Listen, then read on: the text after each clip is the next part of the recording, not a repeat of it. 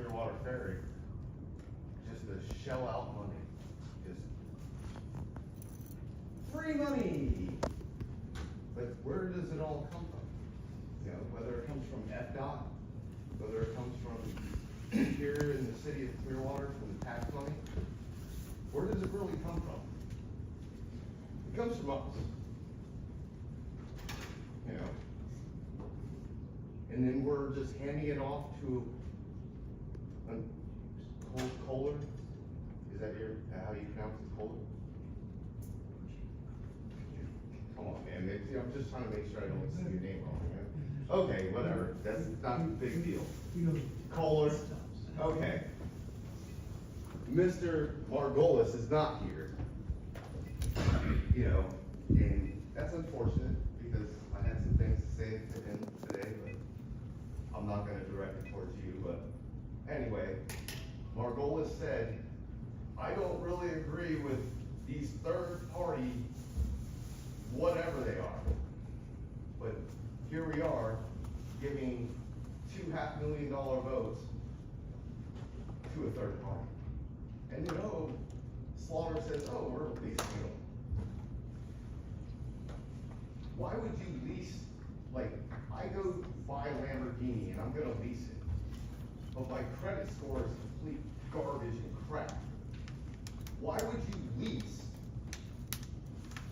a Lamborghini to somebody that doesn't make money? Like, that doesn't make any sense. Or at least that doesn't for me. You know, running restaurants my whole life, up until, yes, I'm a YouTuber. It's my job. This is what I do. I don't just make fun of Clearwater, I make fun of anybody that violates our constitutional rights. But, you know, because FDOT's involved in this, the tax money that I put into this, is coming from me for these boats that don't make any friggin' money. But I'll see you on 6.8. Anyone else here from the public zone speaking to this? Seeing none, then we'll council discussion. I just want to say it's a little bit more complicated than what was just presented. Essentially here we're really only allocating money for Thursday service at a cost of about $7,000 additional. The decision to make these grants to our ferry service here, we didn't make the decision to take over to grant anybody. We accepted the grants and the votes were forced to be given to us instead of Clearwater ferry grant application. It was just procedural. So this is it's a complicated thing. The prior council has voted on this. All we have tonight is having the Thursday service component to comply with a grant that we applied for the city of the TSDA to get additional monies for the benefit of Clearwater. So this is not it's a little bit more complicated. A little bit the issues for us tonight a little bit more narrow than what was presented. So with that, is there any discussion? Move to approve agenda item 6.1. Second. All those in favor? Aye. Opposed? Unanimous. Move to agenda item 6.6.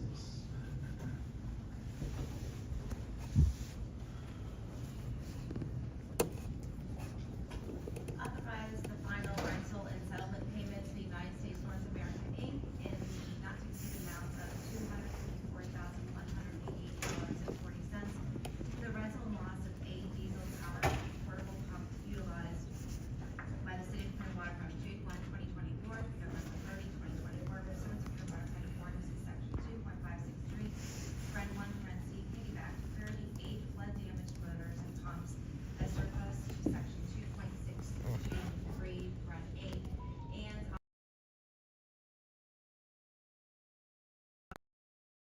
Public Works Director. This item was to pay for the pumps that were damaged out during Hurricane Helene. We did go through a series of checking pricing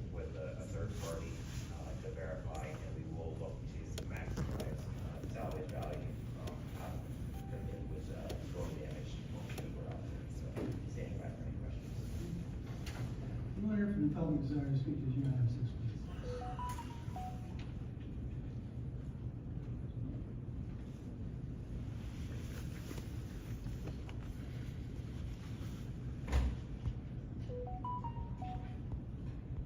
I'm Mr. Halupa, and,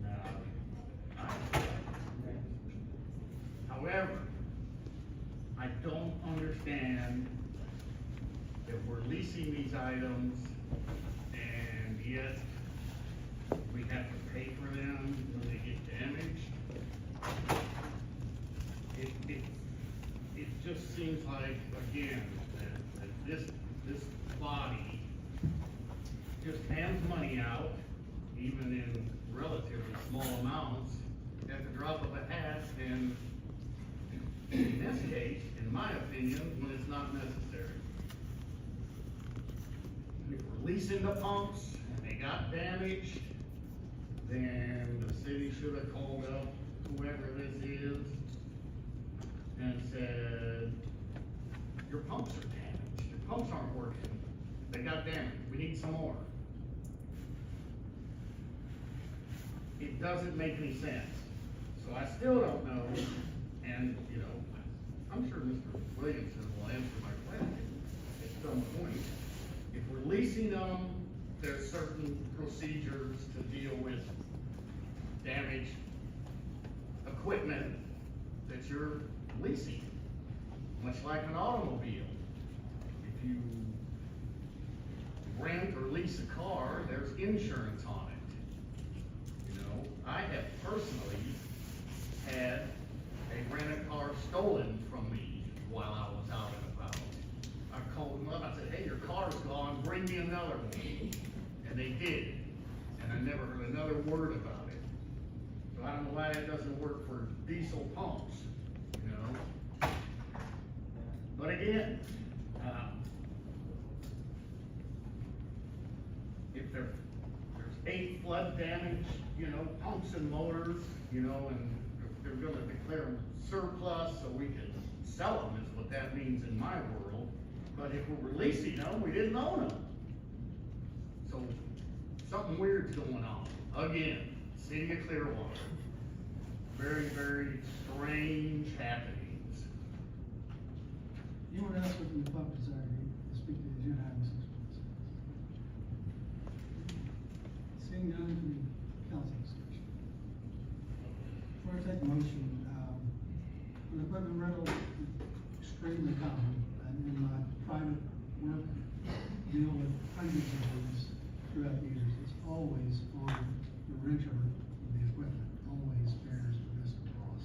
You can choose to get insurance for it, and sometimes bigger organizations such as municipalities choose to be self-insured in this kind of situation. The risk of loss for equipment rental is always on the entity or person who is renting it. Across the board, it's contractual, it's in all their standard equipment contracts, and that was the case. With that, just a motion. Move to approve agenda item 6.6. Second. All those in favor? Aye. Opposed? Unanimous. Agenda item 6.8. Here's a lease agreement between Clearwater Ferry and the city for ferry vessels purchased under FDOT GPA agreement G2 SA4 and authorizing appropriate officials to execute. Good evening, Council. Mayor Mike McDonald, Rated Aviation Director. This is for y'all, for council to approve an item to lease the ferry vessels to Clearwater Ferry in accordance with Florida Department of Transportation. I'll be happy to answer your questions. Anyone here from the public desire to speak to the agenda item 6.8?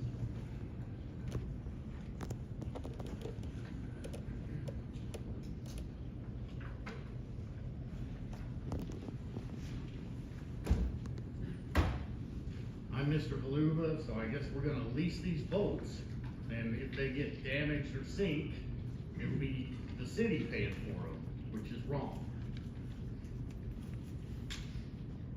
Because there was a grant to purchase these boats in the first place. A grant that, in my opinion, should have never been allowed.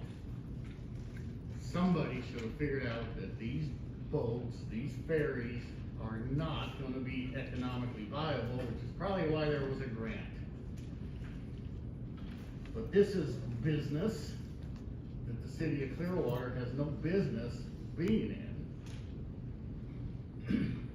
It's just wrongful, but I guess if they sink, you know, like the diesel pumps, that'll be on the city of Clearwater also. But more postings. Myself, 11-year-old niece and sister in a wheelchair had prepaid a 6:45 return trip back to our parked car. When we arrived at the loading zone, we were turned away and told that the ferry was broken down. When asked what we were supposed to do, we were told, "You're on your own."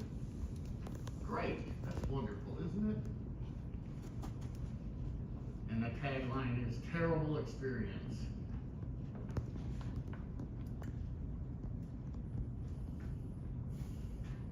Another one. I have been a fan of the ferry since it was open, but lately my feelings have changed. Over the last 2 months, using the ferry has been more of a struggle than it's worth. It seems like their new employees have no idea what is going on or how to communicate with people who are willing to use their service. It's another great idea in theory, which I don't believe it is, yet their execution could improve. Another one, worst customer service ever. It was hot outside and we just didn't need the rudeness of the employees back and forth. Not a very good experience, unfortunately.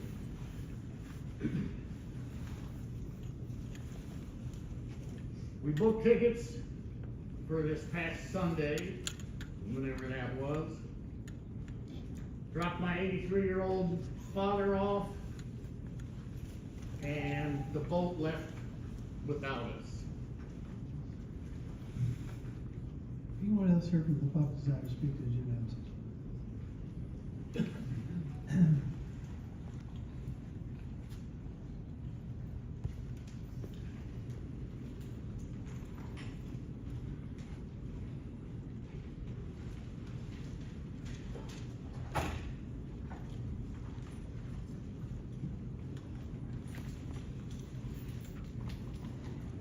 Is Dan Alish? Yes. Ben Lamson, John Westerlin, and Jonas? Corrine. So that's 7 minutes. Hi, friends, back. I love you guys. All right. All right, as you can see, they said something about $800,000 for boats, but you can see right down here at the very bottom, $949,743 $1,000 for 2 boats. Hold on, don't look at me like that. There's no point. It's messy up. I'm gonna give you I got 7 minutes to talk. You and I talked fine when you I know we had a talk. I'm okay. gonna get to that at the city attorney's report. So just quiet. Citizens of Clearwater, $950,000. All right, here we go. We got profit and loss here. Salary and wages, $193,000 were paid, but they lost $41,000. Here we go again. We've got salary and wages, $130,521. lost $121,000. Citizens of Clearwater, listen to this. Here we go, salary and wages, $108,474. Profit loss, $58,000 plus. Oh, this one right here. This is my favorite one. This is the one. This one right here is my favorite one. If I ever went to a manager's meeting and this was what was put up, I would have been fired on the spot. Fired. But let's go through. Oh, look at that. Salary and wages. Oh, they only paid people $37,000, but $151,000 lost. This is a business meeting, right? You all keep claiming this is some kind of business meeting. Come on, any one of you can chime up and say, I'm looking you eye to eye because you know if anybody in your friggin' department, in your lawyer setting, ever lost $151,000. And I'm gonna get you to the real numbers of what they were paid and what was actually lost, but we'll get there. Oh, look at this great one. This is probably the best one that I've seen, and this is a 5-year. This is from 2019 to 2023.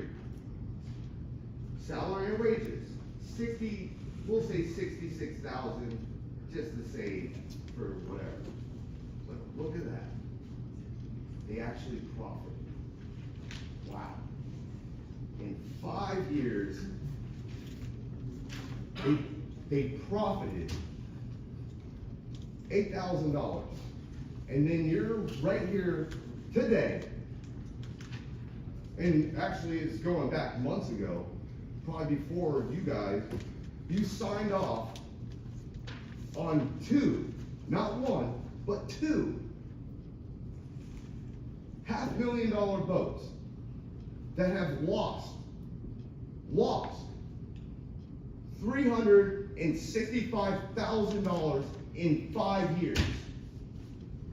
I don't know what kind of business meeting we're running here, but if I was the CEO and I was looking at these numbers, every one of you can turn me back on. You can put me back so that the public can see me actually having a problem with this. This is not okay. They turned it because you got the screen. I got it, dude. I'm just asking so that the public can see it. Because this is a live stream that the people need to understand the frustration that I have.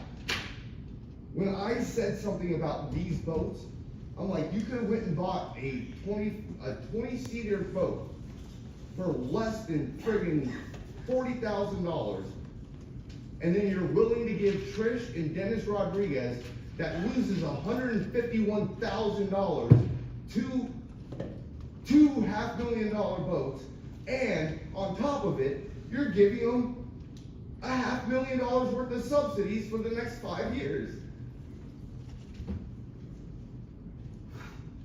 I'm a great editor. Somebody got on a live stream that says, hey, maybe we need to give them, some hobbies. Give them some hobbies and let them paint storm drains, Mr. Menino. Because that's what you said at a live stream. Yeah, I got a hobby. You know what my hobby is? Is exposing tyranny. Like, this is tyranny.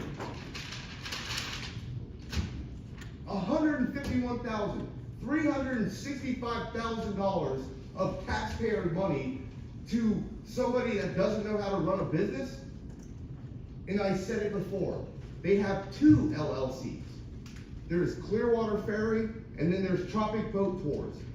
You know what I'm thinking? And I might be wrong. You might be able to prove me wrong. But what I'm thinking is, one boat's going over to to Clearwater Ferry, and they're gonna turn the one that has the liquor license, that drives everybody up and down the friggin' coast, that has a liquor license, that's what I think is gonna happen. Hi. Well, it's crazy that I had to drive 4 hours just to come talk about it.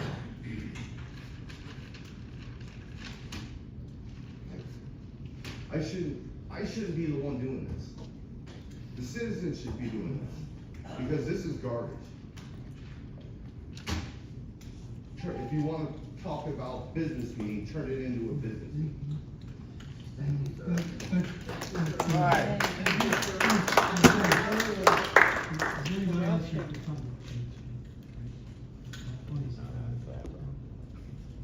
And then we'll have a council discussion. Mr. Taylor, you called me twice, both the times, you know, this is all, it's amazing to me how different your demeanor is in front of the camera. When you and I talk on the phone, we have had great conversations. We've just talked. I looked for your number today, I was going to call you, I couldn't find it.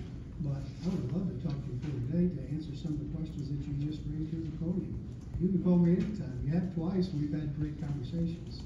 And you continue to be open to do that. I would have saved you 4 hours to come over and explain some things. So. To be honest, you're just gonna vote unanimous anyway, so it doesn't matter. It's a lot more Explain complicated. it to the public. than Why was we're here. just. We've already moved past that. We had Well, you changed. haven't voted on it, right? What's And that? You haven't voted on it yet, and so I can do public speaking.